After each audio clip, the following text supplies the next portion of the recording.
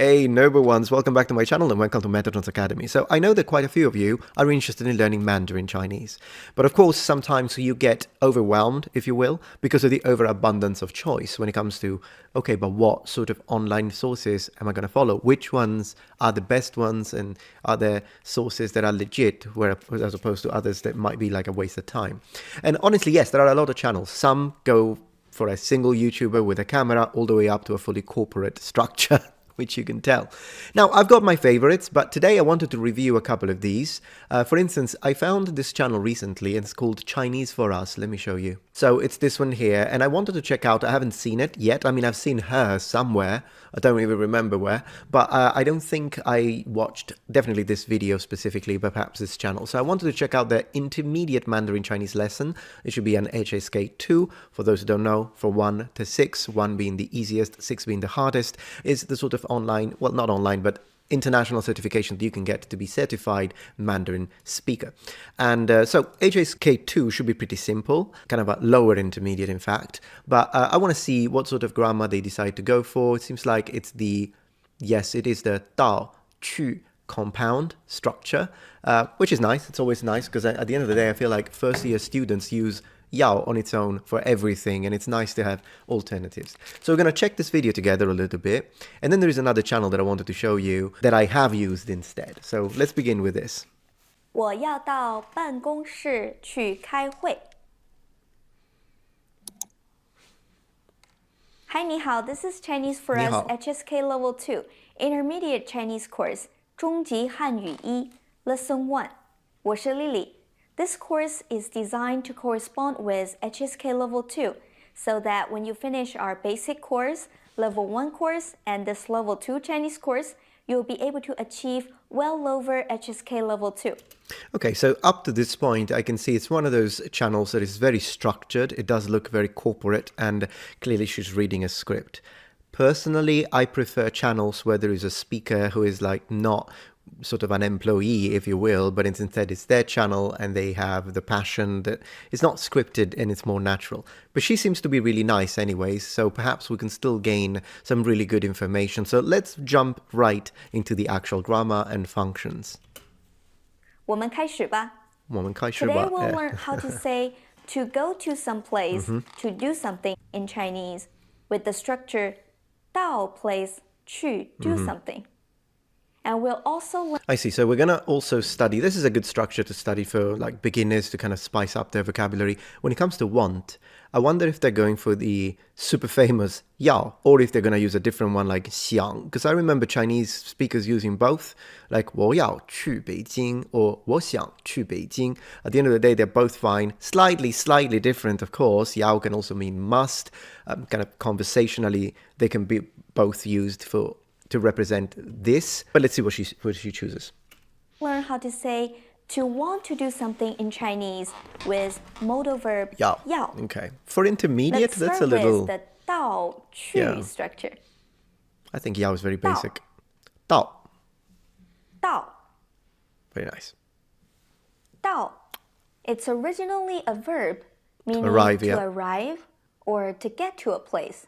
And remember we learned 去 means to go or to go to a place. So we have this structure. 到 some place, 去 do something. Arrive at a place, to go do something.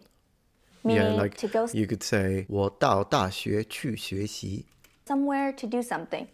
For example, 到商店去买东西. 到商店去买东西 Yeah, to go to a shop and buy stuff, because 东西 actually something I like using a lot. It just means things, but it's kind of cool that it uses east and west for characters, just to mean stuff, things.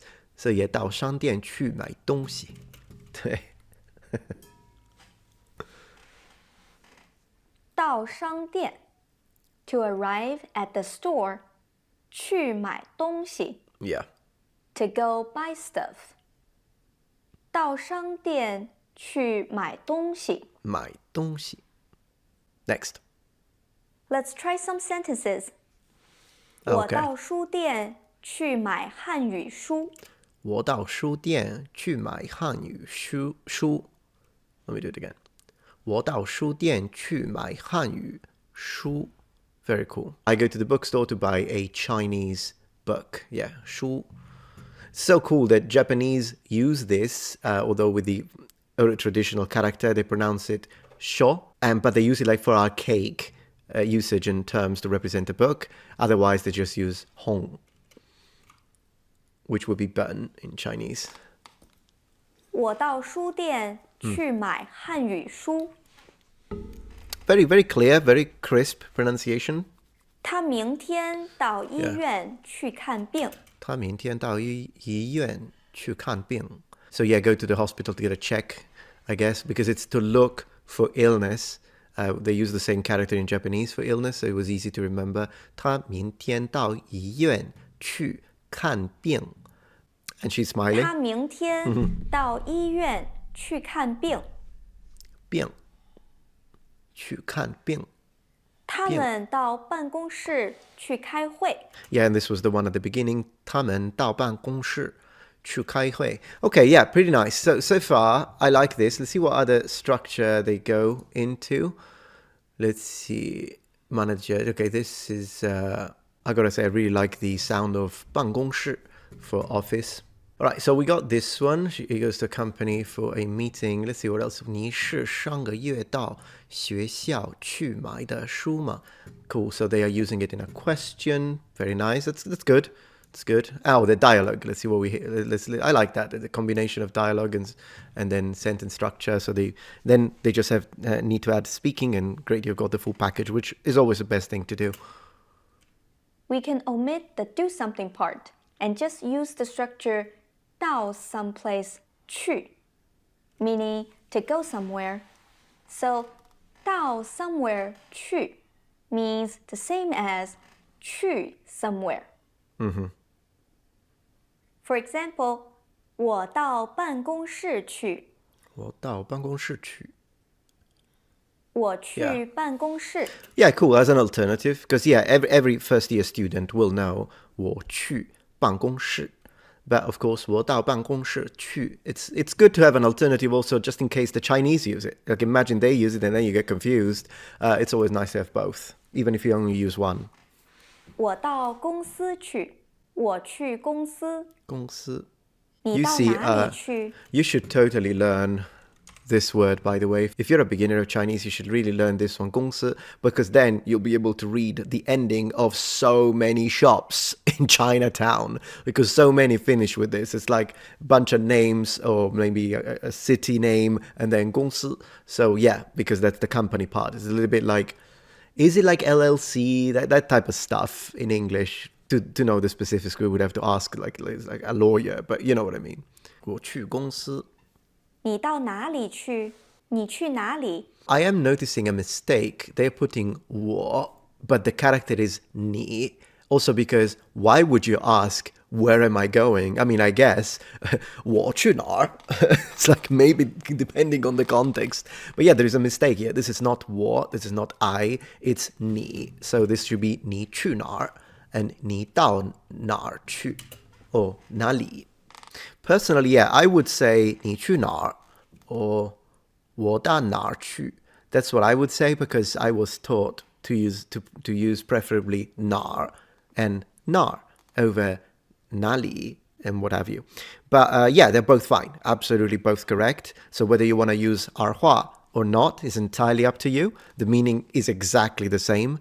And then depending on who you're speaking to, you can also swap to sort of mimic what they are saying. I personally don't do that. I always use the 儿化 version. I don't overdo 儿化. I'm not saying that I speak Beijing Hua.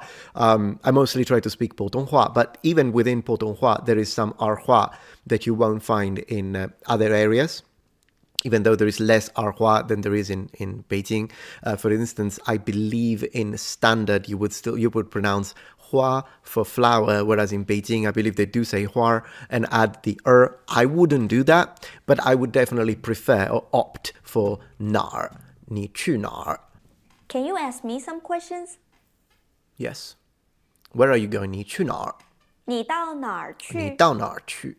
Oh yeah, she did use the 哪儿 version here. 我到 Cool. 我男朋友的公司去. Oh, I'm going to the company of my friend, I suppose.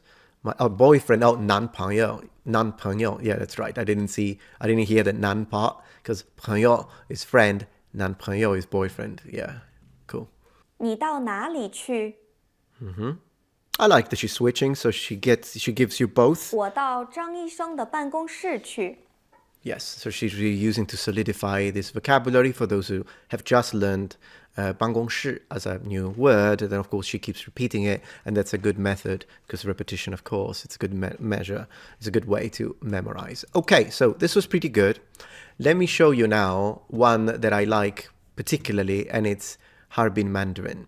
She is really nice. She's like really, really typical teacher. Oh, she stopped posting though. That's a shame. Well, still, there are quite a lot of videos that you can use. 78 videos is not bad. And I really liked her content for vocabulary building. So if you want to, rather than focusing on grammar, you want to just build up that vocabulary, then I still suggest her videos. It's a shame. Yeah, well, I wonder why she stopped posting. I hope nothing happened to her. But let me show you what I'm talking about. For instance, learn fruit. Just do this one very quickly. Hello. Look. Hello. I'm Yishuang from HarbinMandarin.com. In this lesson, we are going to learn vocabulary and sentences related to fruits. Okay, let's begin. Yes. Apple is 苹果. 苹 Please 果 repeat after me. 苹果,苹果苹果,苹果苹果, apple. Yes. This apple is sweet. 这个苹果很甜.这个苹果很甜. I like that she does this. So she shows you the characters, she pronounces a few times slowly so that you can distinguish the sounds. She enunciates very well, which is also typical of the city where she's from, by the way.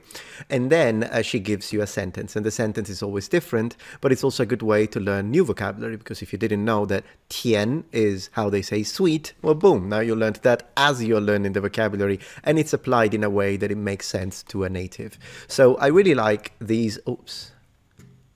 Well, actually, fine. 身体部位. So this is another one. And as you see, she will continue to do that. Like this one is a pretty good one. I mean, I don't know who.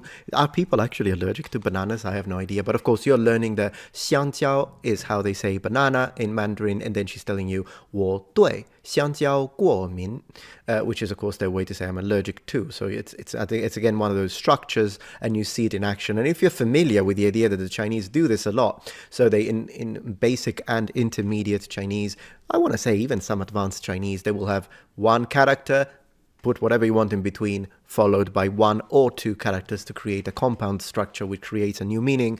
Of course, this is something that happens a lot. And what this means, of course, it's if you are not allergic to 香蕉, but you are allergic to 西红柿, so tomatoes, for instance, or whatever you just replace it and you memorize the sentence. It can be very useful. Also, if you want to ask it, you can put a ma at the end, of course, to make a yes or no question, and it's very, very useful. So I really like her content when it comes to this, and I remember watching quite a bit of her videos. 西瓜, I thought that this was double first. Am I not seeing it? 西瓜. How does she pronounce it? Let me see. Those are 西瓜. Oh, she does say 西瓜, so she does not put a second first. Probably both are acceptable, I suppose. Sometimes this happens in Mandarin, by the way. For instance, I believe which one was like maybe student, 学生. I think some people say 学生 for student, and some people say 学生. So the second one will be without tone.